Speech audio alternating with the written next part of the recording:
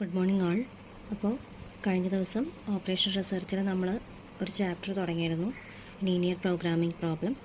Linear programming എന്താണെന്ന് പറഞ്ഞു, പിന്നെ അതിൻ്റെ ഒബ്ജക്റ്റീവ്സ് എന്താണെന്ന് പറഞ്ഞു, പിന്നെ അതുപോലെ ഏതൊക്കെ ഏരിയാസിലാണ് ലീനിയർ പ്രോഗ്രാമിംഗ് അപ്ലൈ ചെയ്യുന്നത് എന്നും കഴിഞ്ഞ ക്ലാസ്സിൽ പറഞ്ഞിരുന്നു.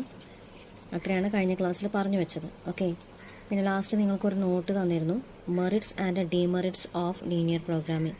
അതെന്താണെന്ന് നോക്കാം. ഇതിലെ ഏറ്റവും ഈസി എന്ന് തോന്നുന്ന 2-3 പോയിൻറ്റ്സ് പഠിച്ചാൽ മതി. ബാക്കിയെല്ലാം ഒന്ന് വായിച്ചു പോവുക. ചിലപ്പോൾ ചോദിക്കാൻ സാധ്യതയുണ്ട് എന്താണ് മെറിറ്റ്സ് അതുപോലെ ഡിമെറിറ്റ്സ്. അപ്പോൾ നോക്കാം. Merits of linear programming. The following are the merits of linear programming. First one, it helps an organisation to study the information through a scientific approach. ഒരു സയൻറ്റിഫിക് അപ്രോച്ച് രീതിയിൽ ഒരു ഓർഗനൈസിന് ഹെൽപ്പ് ചെയ്യാൻ, അതായത് അതിലെന്തെങ്കിലും problem ഉണ്ടെങ്കിൽ അത് നല്ല രീതിയിൽ സോൾവ് ചെയ്യാൻ ഏത് ഹെൽപ്ഫുൾ ആവുന്നുണ്ട്? Linear programming. So A clear picture of the problem will be got and it is suitable for making A correct solution. അപ്പോൾ ആ ഓർഗനൈസേഷനിൽ എന്ത് പ്രോബ്ലമാണ് ഫേസ് ചെയ്യുന്നത് എന്നും അതിനെ കറക്റ്റ് ഒരു സൊല്യൂഷനിലേക്ക് എത്തിക്കാനും ഏത് ഹെൽപ്ഫുൾ ആവുന്നുണ്ട്? ലീനിയർ പ്രോഗ്രാമിംഗ് മെത്തേഡ് ഹെൽപ്ഫുൾ ആവുന്നുണ്ട്. അതൊരു merit. 2, the application of linear programming helps to consider all possible solutions of a problem and select the best optimal solution. Linear programming apply ചെയ്യുമ്പോഴുള്ള ഒരു ഗുണം എന്താണെന്ന് വെച്ചാൽ, അതിലെ ഒരുപാട് സൊല്യൂഷൻസ്, ഒന്നിൽ കൂടുതൽ സൊല്യൂഷൻസ് നമുക്ക് കിട്ടുന്നുണ്ടെങ്കിൽ അതെല്ലാം കൺസിഡർ ചെയ്യാനും ഒപ്പം തന്നെ അതിലെ ബെസ്റ്റ് ഏതെന്ന് സെലക്ട് ചെയ്യാനും ഏത് ഹെൽപ്പ് ചെയ്യുന്നു? ലീനിയർ പ്രോഗ്രാമിംഗ് മെത്തേഡിലൂടെ സഹായകമാകുന്നുണ്ട്. ഇനി മൂന്നാമത്തെ merit, linear programming helps to identify the constraints under which an organisation operates. It will help to reach a successful decision. ഇതിലൊരുപാട് കൺസ്ട്രെയിൻറ്റ്സ് നിങ്ങൾക്ക് പ്രോബ്ലം ചെയ്യുമ്പോൾ ഉണ്ടായിരിക്കുന്നത് ആയി കാണാം. അപ്പോൾ അതിന് പ്രോബ്ലം ചെയ്യുമ്പോഴാണ് കൂടുതൽ മനസ്സിലാവുക. അപ്പോൾ ലീനിയർ പ്രോഗ്രാമിംഗ് എന്ന മെത്തേഡ് എന്ത് ഐഡൻറ്റിഫൈ ചെയ്യാൻ ഹെൽപ്പ് ചെയ്യുന്നുണ്ട്? Constraints under which an organisation operates. ഓരോ ഓർഗനൈസേഷനും ഓപ്പറേറ്റ് ചെയ്യുന്ന കൺസ്ട്രെയിൻറ്റ്സ് ഏതൊക്കെയാണെന്ന് ഐഡൻറ്റിഫൈ ചെയ്യാൻ ലീനിയർ പ്രോഗ്രാമിംഗ് മെത്തേഡ് ഹെൽപ്ഫുൾ ആവുന്നുണ്ട്. It will help to reach a successful decision. ഒരു സക്സസ്ഫുൾ ഡിസിഷനിലേക്ക്, ആ പ്രോബ്ലത്തിൽ നിന്ന് ഒരു സക്സസ്ഫുൾ ഡിസിഷനിലേക്ക് എത്താൻ ലീനിയർ പ്രോഗ്രാമിംഗ് മെത്തേഡ് ഹെൽപ്ഫുൾ ആവുന്നുണ്ട്. 4th one, once a basic plan is arrived at through linear programming it can be reevaluated for changing conditions. നമ്മളുടെ situation എങ്ങനെ മാറിയാലും അതിനനുസരിച്ചിട്ട് നമ്മുടെ ആ റിസൾട്ടിനെ റീഇവാലുവേറ്റ് ചെയ്യാനുള്ള ഒരു പോസിബിലിറ്റി കൂടി ഏതിൽ വരുന്നുണ്ട്? ലീനിയർ പ്രോഗ്രാമിംഗ് മെത്തേഡിൽ വരുന്നുണ്ട്. അടുത്തത്, the technique highlights the bottle necks in the production process. ഈ ബോട്ടിൽ നെക്സ് എന്നതുകൊണ്ട് ഉദ്ദേശിക്കുന്നത് തടസ്സം എന്നൊക്കെയാണ്. അതായത് നമ്മുടെ പ്രൊഡക്ഷൻ ഫീൽഡിൽ എന്തെങ്കിലും ഉണ്ടാക്കി കഴിഞ്ഞാൽ ആ പ്രൊഡക്ഷൻ ഫീൽഡിലെ തടസ്സങ്ങൾ എന്താണെന്ന് അതിലുപയോഗിക്കുന്ന ടെക്നിക്സ് ഉയർത്തി കാണിക്കും. അതിന് ഏത് ഹെൽപ്ഫുൾ ആവുന്നുണ്ട്? ലീനിയർ പ്രോഗ്രാമിംഗ് മെത്തേഡ് ഹെൽപ്ഫുൾ ആവുന്നുണ്ട്. It helps to indicate the best use of existing facilities. അതുപോലെ നമ്മുടെ കയ്യിലുള്ള ഫെസിലിറ്റീസ് നന്നായി യൂസ്ഫുൾ ആവാൻ ലീനിയർ പ്രോഗ്രാമിംഗ് മെത്തേഡ് നമ്മളെ സഹായിക്കുന്നുണ്ട്. That will help optimal use of production factors. ഇത് തന്നെ ആ പ്രൊഡക്ഷൻ ഫാക്ടേഴ്സിനെ അതിൻ്റെ ഓപ്റ്റിമൽ ലെവലിലേക്ക് അതിൻ്റെ യൂസ് എത്തിക്കാൻ വേണ്ടി ലീനിയർ പ്രോഗ്രാമിംഗ് മെത്തേഡ് ഹെൽപ്ഫുൾ ആവുന്നുണ്ട്. ഇത്രയാണ് അതിൻ്റെ മെറിറ്റ്സ് ആയിട്ട് പറയുന്നത്. ഇനി അടുത്തത് ഡിമെറിറ്റ്സ് അല്ലെങ്കിൽ ലിമിറ്റേഷൻ ഓഫ് ലീനിയർ പ്രോഗ്രാമിംഗ്. ചില ലിമിറ്റേഷൻസും ഉണ്ട് ലീനിയർ പ്രോഗ്രാമിംഗ്. അതെന്തൊക്കെയാണെന്ന് നോക്കാം. Linear programming model can only be applied if the constraints and objective function can be stated as a linear expression. ഈ ലീനിയർ പ്രോഗ്രാമിംഗ് മോഡൽ അപ്ലൈ ചെയ്യുന്നത് constraints and objective function can be stated as a linear expression.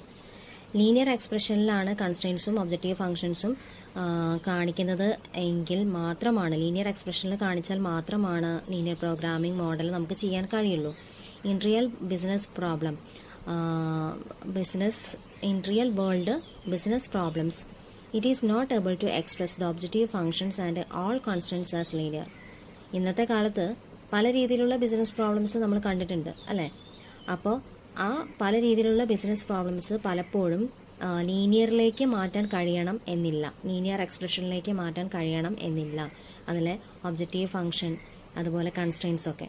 Okay, അപ്പോൾ അതൊരു ഡിമെറിറ്റാണ്. ഇനി രണ്ടാമത്തേത്, coefficient in the objective function and the constraint equation must be completely known to create linear equations. നമുക്കൊരു linear equation create ചെയ്യണമെങ്കിൽ ആ objective ഫംഗ്ഷൻ്റെ coefficient അതുപോലെ കൺസ്ട്രെയിൻറ്റ്സ് equations അത് തീർച്ചയായിട്ടും നമുക്ക് അറിഞ്ഞിരിക്കണം എന്നത് മറ്റൊരു ഡിമെറിറ്റാണ്. The constraints and objective should not be changed in the period of study. അതുപോലെ നമ്മൾ ഒരു തവണ കൺസ്ട്രെയിൻറ്റ്സും ഒബ്ജക്റ്റീവും ഒക്കെ ക്രിയേറ്റ് ചെയ്ത് വെച്ചാൽ പിന്നീട് അത് ചേഞ്ച് ചെയ്യാന്ന് പറഞ്ഞാൽ അത് ബുദ്ധിമുട്ടാണ്. But in real situation, it is not possible to state all coefficient in objective function and constraints with certainty. അപ്പോൾ പക്ഷേ നമുക്ക് ഈ കോഎഫിഷ്യൻ്റ് ഓഫ് ഒബ്ജക്റ്റീവ് ഫംഗ്ഷനും അതുപോലെ കൺസ്ട്രെയിൻസും അത് സ്ഥിരത ഉള്ളത് കൊണ്ട് തന്നെ എപ്പോഴും മാറ്റുക എന്ന് പറയുന്നത് ബുദ്ധിമുട്ടുള്ള കാര്യമാണ്. അതായത് അപ്ഡേറ്റ് ചെയ്യാൻ ബുദ്ധിമുട്ടാണ് അതിലെ കാര്യങ്ങൾ. ലീനിയർ പ്രോഗ്രാമിംഗ് മെത്തേഡിൽ കാര്യങ്ങൾ അപ്ഡേറ്റ് ചെയ്യുക എന്ന് പറഞ്ഞാൽ അത് ഇത്തിരി ബുദ്ധിമുട്ടാണ്. ഇനി അടുത്തത്, another important linear programming problem is that it may provide fractional valued answers. പലപ്പോഴും ലീനിയർ പ്രോഗ്രാമിംഗ് പ്രോബ്ലത്തിൽ വരുന്ന ആൻസർ എന്ന് പറയുന്നത് ഫ്രാക്ഷണൽ വാല്യൂഡ് ആൻസേഴ്സ് ആയിരിക്കും. അത് മറ്റൊരു പ്രോബ്ലമാണ് ഇതിൽ. Usually the decision variables would have physical significance if they have integer values. ഇനി അടുത്തത്, if the management has conflicting multiple goals. ചിലപ്പോൾ മാനേജ്മെൻറ്റിന് ഒന്നിൽ കൂടുതൽ അല്ലെങ്കിൽ രണ്ടിൽ കൂടുതൽ ഗോൾസ് ഉണ്ടായിരിക്കാം അങ്ങനെ ഒരു ബിസിനസ് സ്റ്റാർട്ട് ചെയ്യുന്നതിന്. The linear programming will fail to give a correct solution. അങ്ങനത്തെ കേസിൽ ലീനിയർ പ്രോഗ്രാമിംഗ് മെത്തേഡിലൂടെ ഒരു സൊല്യൂഷൻ നമുക്ക് തന്നിട്ടുണ്ടെങ്കിൽ അത് ചിലപ്പോൾ ഫെയിൽ ആവാനും കറക്റ്റ് സൊല്യൂഷനിലേക്ക് ആവില്ല അപ്പോൾ എത്തുക, മൾട്ടിപ്പിൾ ഗോൾസ് ഉണ്ടെങ്കിൽ. ഓക്കെ, അടുത്തത്, linear programming does not consider the effect of time and uncertainty. Linear programming ഒരിക്കലും ടൈമിനെയോ അല്ലെങ്കിൽ അൺസർട്ടനിറ്റിയോ കൺസിഡർ ചെയ്യുന്നില്ല. അൺസർട്ടനിറ്റി എന്ന് പറയുമ്പോൾ എന്താണ്? സ്ഥിരതയില്ലായ്മ. ഓക്കെ, അടുത്തത്, we know that many real world problems are complex. നമുക്കറിയാവുന്ന കാര്യമാണ്, പല വേൾഡ് പ്രോബ്ലംസും വളരെ കോംപ്ലക്സ്ഡ് ആയിട്ടുള്ളതാണ്. That means the number of constraints, variables and the relationship are complex. അതുകൊണ്ട് തന്നെ അതിൽ വരുന്ന കൺസ്ട്രെയിൻറ്റ്സ് എന്ന് പറഞ്ഞാൽ നമ്മൾ നേരിടുന്ന പ്രശ്നത്തിൽ വരുന്ന കണ്ടൻ്റാണ്. അതുപോലെ വാരിയബിൾസ് ഏതും ആവാം. And the relationship are complex. അതുകൊണ്ട് തന്നെ അത് മൊത്തത്തിൽ എന്തായിരിക്കും? കോംപ്ലക്സ് ആയിരിക്കും. അപ്പോൾ ലീനിയർ പ്രോഗ്രാമിംഗ് മെത്തേഡിലൂടെ ആ ഒരു പ്രോബ്ലത്തിന് കറക്റ്റ് സൊല്യൂഷനിലേക്ക് എത്തിക്കുക എന്നത് ഇത്രയും കോംപ്ലക്സ് വരുന്ന സമയത്ത് ബുദ്ധിമുട്ട് തന്നെയായിരിക്കും. അപ്പോൾ അത്രയും ഡിമെറിറ്റ്സ് ആണ് ഇതിൽ പറയുന്നത്. അപ്പോൾ ക്ലിയർ ആയല്ലോ എന്തൊക്കെയാണ് പറഞ്ഞത്? ലീനിയർ പ്രോഗ്രാമിൻ്റെ മെറിറ്റ്സ് എന്ത്, ഡിമെറിറ്റ്സ് എന്ത്. അപ്പോൾ അതിൽ ഈസി എന്ന് പോകുന്ന 1, 2, 3 എണ്ണം നന്നായി പഠിച്ചിട്ട് പോകണം. ചിലപ്പോൾ ചോദിക്കാം 2 മാർക്കിനൊക്കെ. ഇനി അടുത്ത ഭാഗം, basic requirements of linear programming. Linear പ്രോഗ്രാമിൻ്റെ ബേസിക് റിക്വയർമെൻറ്റ്സ് എന്തൊക്കെയാണ് എന്നാണ് പറയുന്നത്. The word linear is used to, അല്ലെങ്കിൽ അതിൻ്റെ use, the word linear is used to describe the relationship between variables which are directly proportional. Directly proportional ആയിട്ടുള്ള വാരിയബിൾസിൻ്റെ relationship describe ചെയ്യാനാണ് linear എന്ന വേർഡ് യൂസ് ചെയ്യുന്നത്. The word programming means planning of activities in such a way that some optimal results is achieved on the basis of limited restrictions. നമ്മുടെ കയ്യിലുള്ള limited restrictions ഉപയോഗിച്ചുകൊണ്ട് തന്നെ ഈ ടൈപ്പിലുള്ള വാരിയബിൾസിൻ്റെ ആക്ടിവിറ്റി ഏത് രീതിയിലായിരിക്കണം എന്ന് പ്ലാൻ ചെയ്യാനാണ് പ്രോഗ്രാമിംഗ് എന്ന വേർഡ് യൂസ് ചെയ്യുന്നത്. A programming is said to be optimal if it has maximum profit or cost of sales. ഒരു പ്രോഗ്രാമിംഗ് ഒപ്റ്റിമൽ ആണ് എന്ന് പറയണമെങ്കിൽ അതിൻ്റെ പ്രോഫിറ്റ് മാക്സിമം ആയിരിക്കണം, കോസ്റ്റ് മിനിമം ആയിരിക്കണം. ഓക്കെ,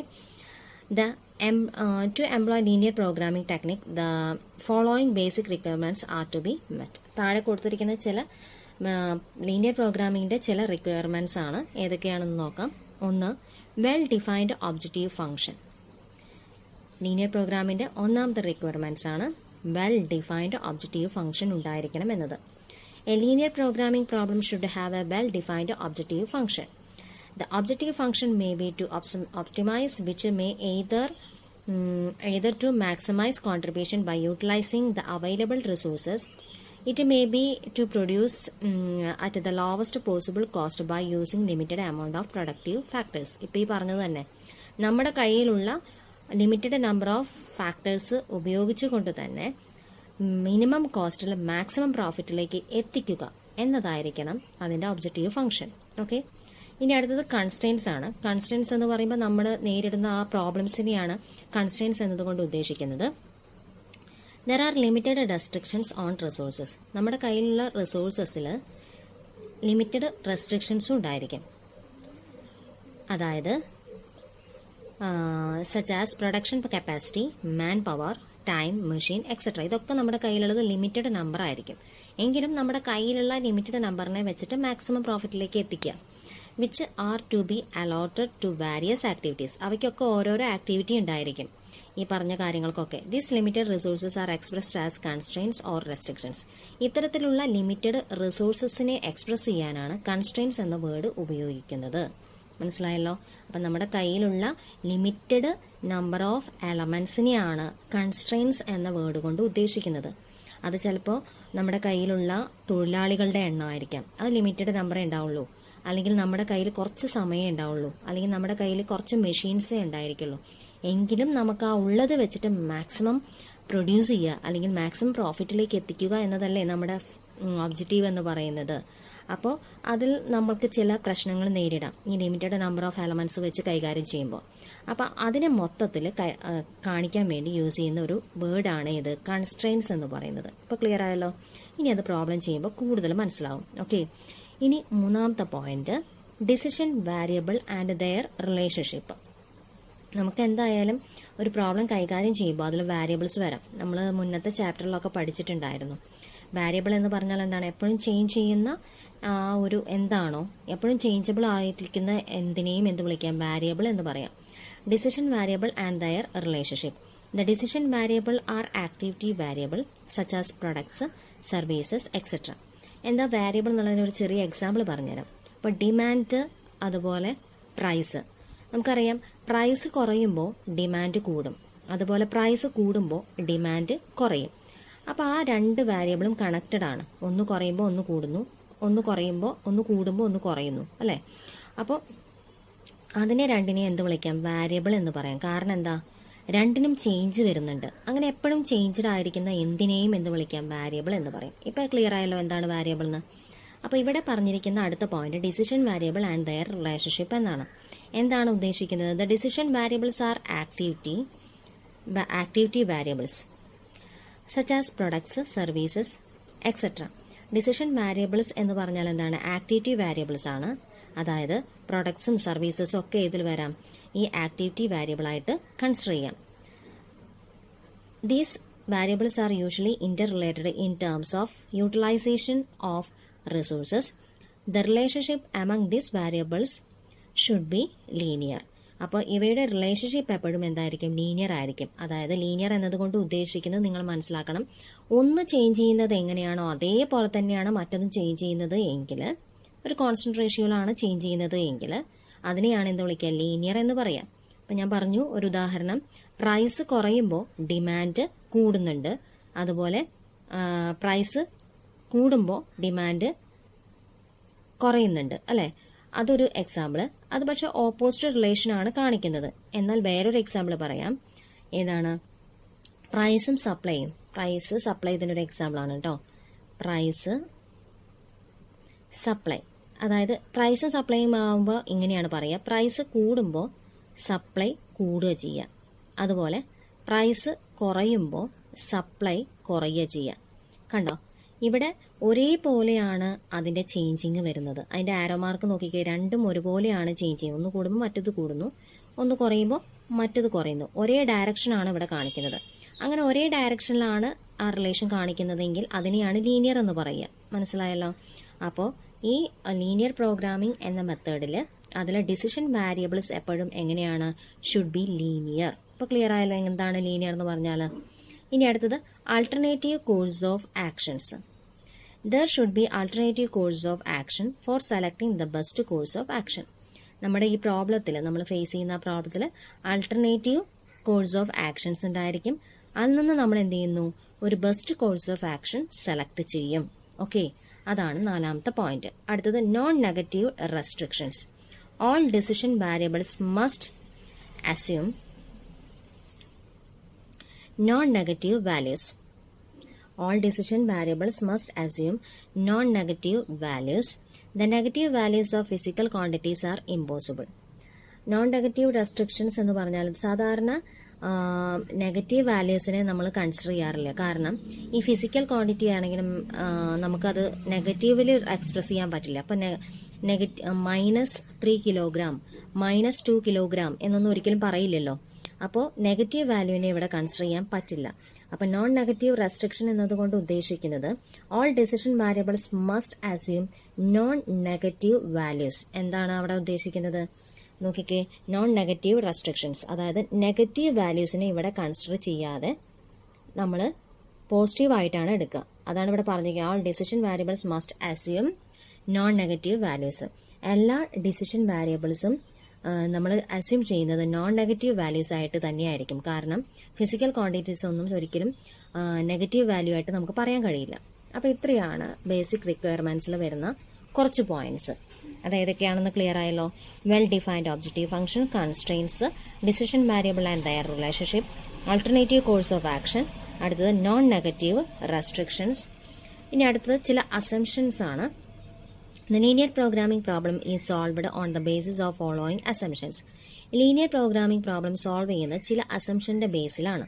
ഒന്നാമത്തേത് ലീനിയാരിറ്റി, രണ്ടാമത്തേത് ഫൈനൈറ്റ്നെസ്, അടുത്തത് അഡിറ്റിവിറ്റി, അടുത്തത് സർട്ടൈനിറ്റി, അടുത്തത് ഡിവിസിബിലിറ്റി, അടുത്തത് ഡിറ്റർമിനിസ്റ്റിക്. ഓക്കെ, അതേതൊക്കെയാണ്?